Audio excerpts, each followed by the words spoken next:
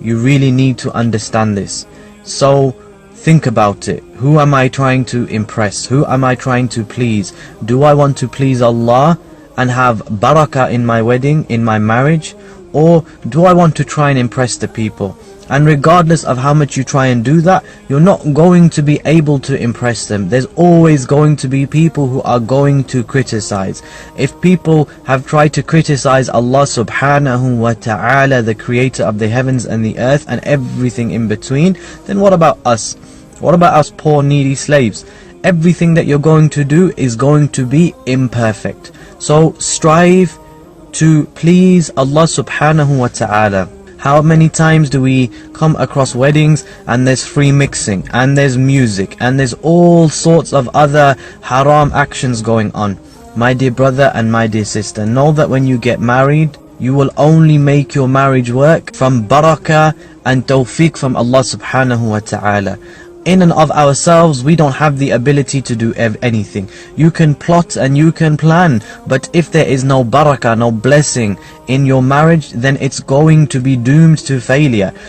So in the ayah, Allah Ta'ala, He says the reason why the two spouses, why Allah created one another for each other and for them to be with one another, is so they can have mawadda rahmah, compassion and mercy, appreciation of one another. The Messenger said to us, he said to us, Ya ma'ashar al-shabab, O youngsters, youth, man istata'a, any one of you who has the physical ability, who also has the financial ability, both meanings inshallah.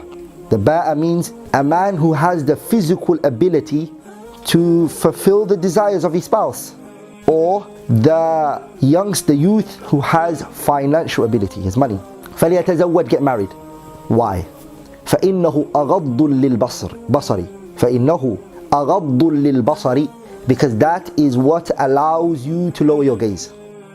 The Prophet said that you marry women for four things: wealth, lineage, which is nobility, beauty, and religion, that is virtue.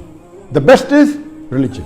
That means the Prophet said a person normally marries women for four things: wealth, lineage and nobility, beauty, third is religion and virtue. The best is marry her for a religion. So based on this, we come to know that the Prophet said marry a virtuous girl.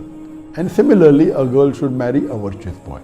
As far as which is the best age, the moment a person reaches puberty, there's no harm Islamically, you can marry. But the husband and the wife here, the more they do acts of worship, acts of righteousness, acts of good, they what? Get closer to Allah, and they themselves are getting closer as well.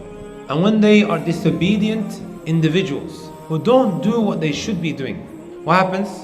They become more and more distant, and even between themselves they become what? Distant.